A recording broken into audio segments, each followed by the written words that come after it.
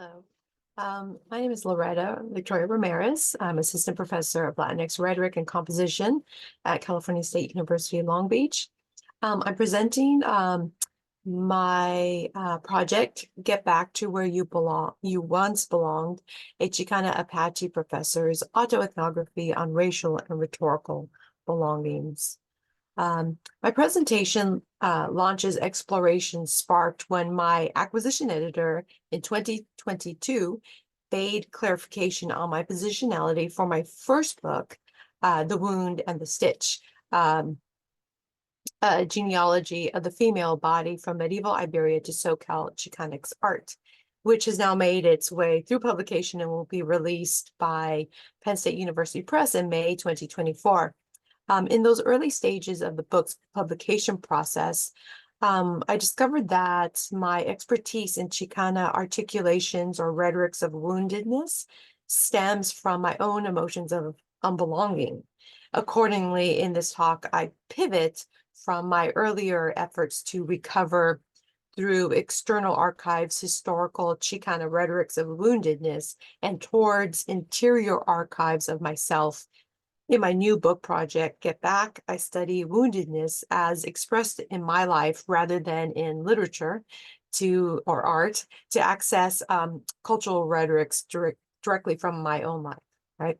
I mobilize emotion and introspection to launch research based on embodied lived experiences.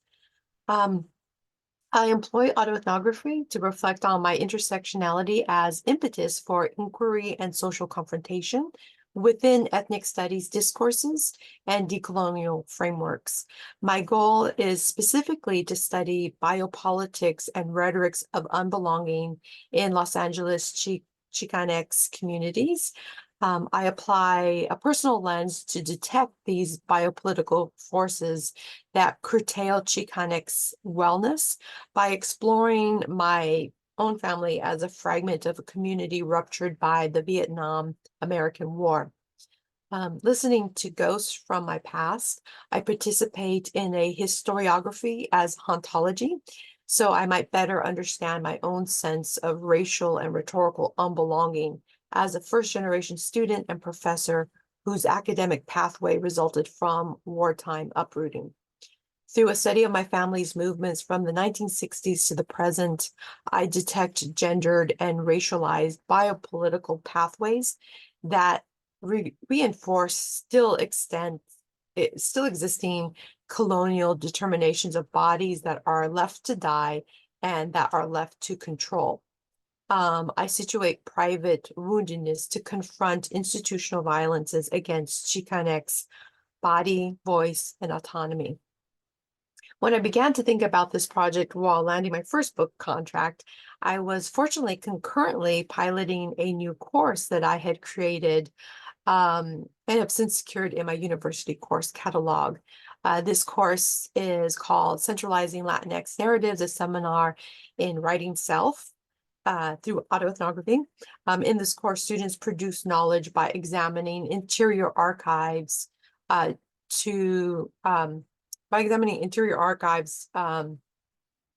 that they possess, right? So the course's description follows. Students practice autoethnography as an act of writing about self to explore and understand one's culture. Students examine Latinx autobiography and memoir, theories on autoethnographies as decolonial methodology, and creative processes of narrating lived experiences. Students write and workshop autoethnographies to generate knowledge of self and community. The course practices my understanding of autoethnography as a genre of research and writing and method that positions memoir as gateway to examine culture. Balancing introspection with knowledge making, the genre delivers primary sources from lived experiences and academic findings. So I think the class design helps to explain my my views on what autoethnography can do, particularly in the fields of cultural studies and cultural rhetorics, which is my expertise. In 2017, I was attracted to autoethnography when the genre was embraced by scholars in rhetoric and composition, aiming to decentralize instructors to validate students as possessing funds of knowledge. Scholars, particularly in that time, really began to note potential to promote racial equity, since the genre situates writers as knowledge generators, advancing epistemological freedoms in and beyond academia. Autoethnography thereby began to expand as a huge vehicle for anti-heteronormativity, indigenous rhetorical sovereignty, decolonial methodology, and critical pedagogy. So I now join these scholars, some of which are listed here in the resources.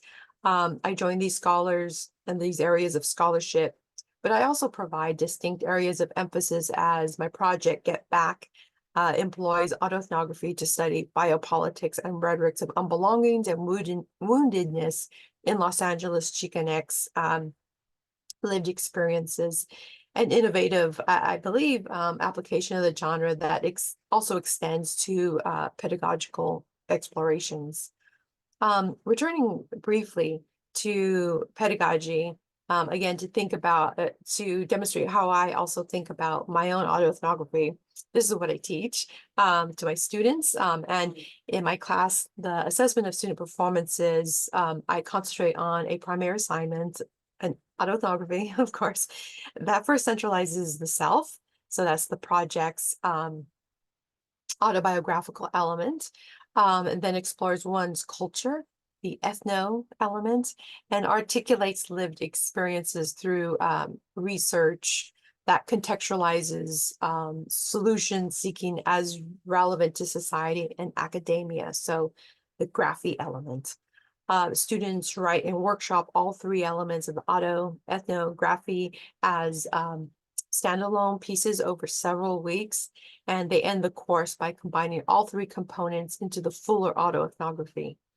The autoethnographies my students have produced represent innovative performances driven by personal curiosity and resourcefulness in employing primary and secondary sources while maintaining central students' lives as full of funds of knowledge through the body's artifacts and spaces surrounding them. In this context, I recall Randy Gray Christensen's description of autoethnography as a counter-narrative resisting dehumanization. And I have that piece here listed in more resources that are helpful to me. But in my class, I ask students to unmask myths of self that are systematically imposed as social and institutional performative mechanisms. So they might make more visible forces that perpetuate unjust systems that then exacerbate feelings of dislocation, unbelonging, and an ever-wandering quest for self-validation, for the truer self hidden, the truer self that is hidden beneath performative masks. The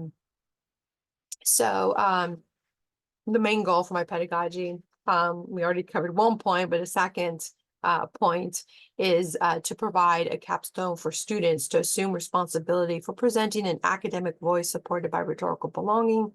This is accomplished when a student is able to reach out to a sense of historical rhetorical inheritances that can be practiced and acknowledged as a valuable knowledge-making contribution, both within the academic classroom, but also within one's community and home. So speaking a little bit about notions of rhetorical belonging, oops, I'm so sorry. Rhetorical inheritance is not birthright, but dynamic sense of voice impacted by relationships with communication experiences and mitigated by historical disconnections.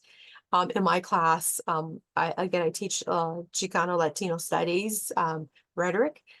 So we have a lot of California first generation Latina, Latino, Latinx rhetors, historical disconnections with a past that has not been fully represented in the academy, it's quite prominent for students to feel historically disconnected from their voice and their culture and their history, which makes autoethnography very, very important for my teachings.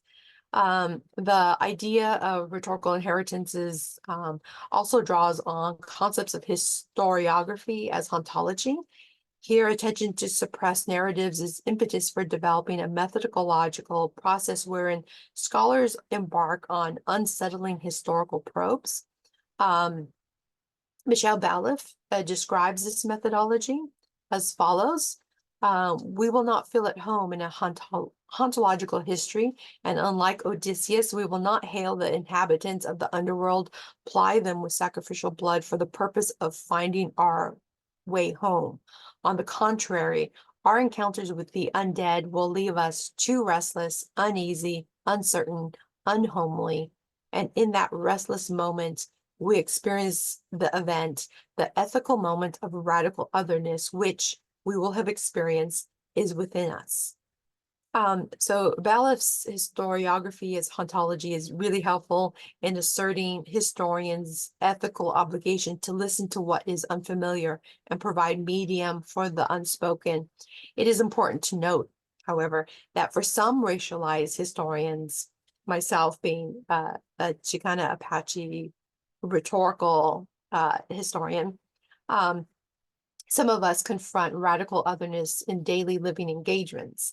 Hauntings in that context may absolutely open pathways towards cultural rhetorical homes where emotions of rhetorical belonging reside. In this way, histories of marginalized rhetorics may parallel actually Odysseus's journey to the underworld, yet perhaps more closely resembles the quest featured in the Popol Vuh, the Maya ancient Popol Vuh creation myth, where the twins Hanapu and Shapanki travel to Xibalba, the underworld, to avenge Sabin Hunapu, their father who predeceased their birth. He was defeated by the Death Lords. Confronting a disrupted lineage, the twins recover their father's body, transformed into a calabash tree, his head hanging from a branch. While the father cannot be fully resuscitated, he temporarily reanimates from his death to implore his living twins to restore his face before laying him to rest. Their father's voice and face made legible again, the twins vow that his name will not be lost, and those begotten in the light will pray to the ancestor.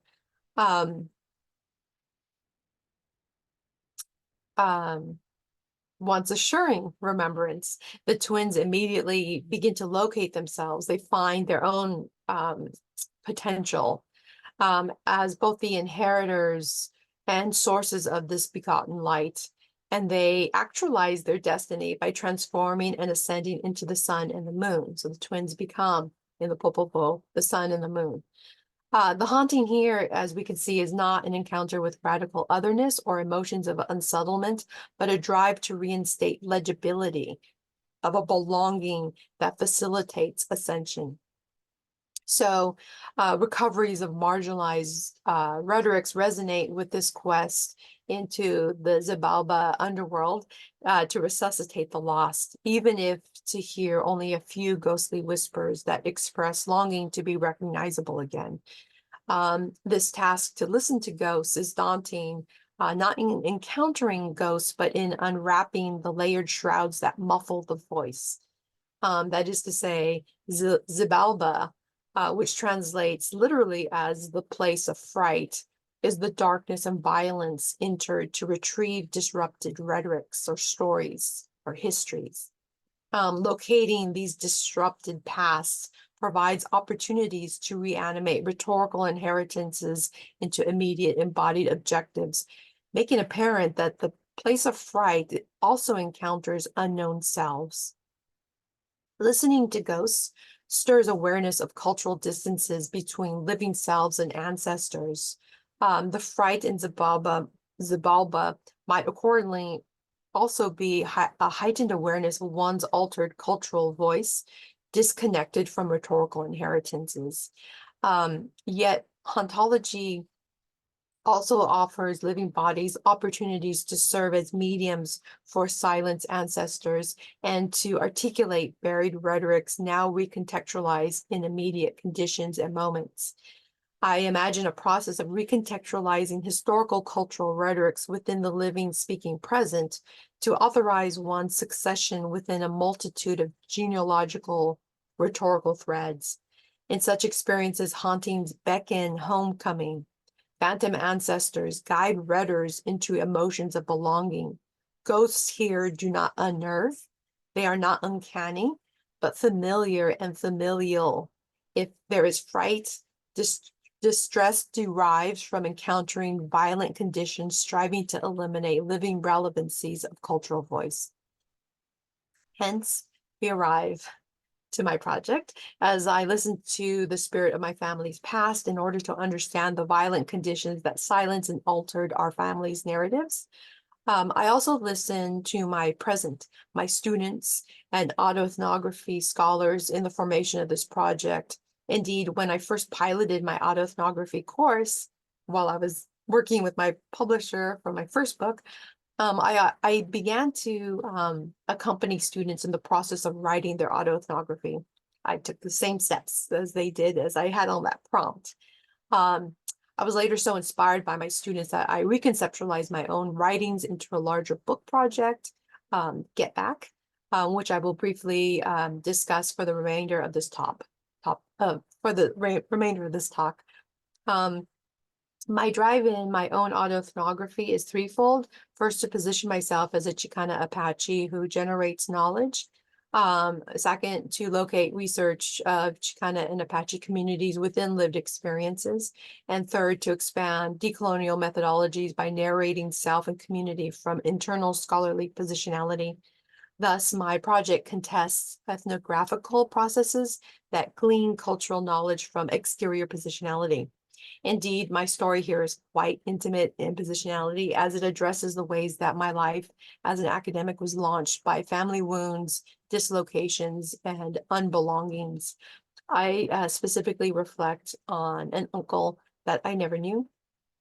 My uncle was killed on July 21st, 1968 during the Vietnam-American War, serving in the 187th Infantry and 101st Airborne Division. Sergeant Jesus Ernesto Chavez was 19 years old when he stepped on an explosive in the Han New province, Vietnam. The shockwaves of that explosion ruptured my maternal family members to such a degree that they were amputated from the only neighborhoods, culture, and sense of belonging that they had ever known. As the Chicano community in Pico Rivera, California, rose to protest the war and the disproportionate casualties and deaths experienced within the Chicano enlistees and draftees, my family tried to find solace in my uncle's teenage death. They sought consolation by recalling my uncle's goodness, youthful bravery, and patriotism. Yet while immediate neighbors supported my grandparents in mourning, a larger Chicano community concurrently argued the unjustness and outright villainy of the military action that consequently reframed sacrifice as wasteful. Unable to endure the rhetoric of unjust war while mourning a child whose death could not possibly be worthless, my grandparents relocated our family outside these discourses and the LA inner city, opting to consolidate family income and my uncle's death gratuity payment to situate our new home base at the beach. This base would become my birth and lifelong environment. In my project, I study ways that my relocation into a privileged white dominant school system in the Southern California suburban beach cities contrasts with my uncle's brief life. That is to say, my access to a range of academic pathways opened because my uncle's single pathway as a young Chicano in the 1960s was towards the Army. So I have the whole table of contents here for this project. I'm just going to really briefly just go through it, just to give you a sense of how this autoethnography is shaped. Introduction, get back, Loretta, to where you once belonged. The title of the book, get focused on, get back, is politically charged when you think about get back as in the context of a Chicana-Apache experience, right? Like, in racialized bodies, sometimes there's this notion of go back. It's the sense of you don't belong here, right? You have to go somewhere else to belong. There's that component in the autoethnography, but there's also the component of my name, Loretta. I was named after the Beatles song, Get Back. And one of the reasons that's so important to this project is because my uncle, Jesse, and my mom, they were like fanatics of the Beatles, and their final years together was spent adoring the Beatles, dancing to the Beatles. So when I was born after his passing, I was named Loretta for that song, which was released after his death, but my mom connected it. In the introduction, I talk about the shockwaves of this family tragedy, and thinking about getting back, and critically examining Chicanx rhetoric studies. I discuss autoethnography as methods, and I provide a chapter overview. Part one is really kind of going back into the past and listening to the ghosts, the uncle and belonging. So chapter one, historical school to military pipeline. We often today talk about a school to prison pipeline, and I'm interested in looking at the biopolitical historical pipeline from school to military, and how that particularly targeted Chicano youths in LA, who were trying to establish a sense of belonging in the US. They serve for the US, right? They give their blood and sweat for the US, that gives them a sense of validation in the US. So I study that historical kind of channeling of brown and Black bodies into dangerous situations such as war. I connect that to biopolitics. Chapter two, I look at rhetorics of machismo and how that that reinforces a system of biopolitics when the culture is also participating in, proving manliness in particularly physical ways of service and military action. Part two is about the home and rhetorical wars, and here I begin to think about historical anti-war rhetorics, in particular the rhetorics that chased basically my grandparents out of Chicano community so that they can, escape these ideas that their son died for bad reasons, right? It's hard to mourn a child during an unpopular war, right? And so I study those rhetorics. I also study the rhetorics within the Chicano studies discipline, and how the anti-war movement is privileged, and in some ways thought of as heroic. And how those narratives within the field silence voices and experiences such as those that my family suffered. So it's looking at a bunch of archival pamphlets there, anti-war pamphlets, and those sorts of materials, as well as plays, especially performed by by Luis Valdez, or written by Luis Valdez, such as Soldado Raso. So kind of like the rhetorical atmosphere that created a sense of intercultural homelessness for a lot of folks during that time period. And I go into intercultural homelessness in chapter 4. Chapter 3 is the niece, me, and unbelonging. So once relocated in a space where there's privilege, what happens to the relocated cultural family? So I look at the school to career pipelines in the South Bay, and notions of non-humanists, what lives are uh, uh, protected and put onto a multitude of pathways that are all productive. And I contrast that with my uncle's single pathway to the war. And then I reflect on academic unbelonging, being in these privileged spaces, how my Apache side becomes invisible. It's just not even detected as part of me, but I'm detected as Chicana. Right, so how all of a sudden I'm someone that can be pointed to as not belonging, but belonging in a privileged space, right? So those different binaries of existence in my life or in betweenness, and I reflect on a plethora of Latino narratives on the life as academics. Part 4 thinks about pathways and homecomings. I go into pedagogy, thinking about belonging by knowledge making, telling these stories, using autoethnographies to resuscitate lost voices, rhetorically delinking from ideas of the cultural self, in order to kind of push back the controls, institutional controls of bodies and lives.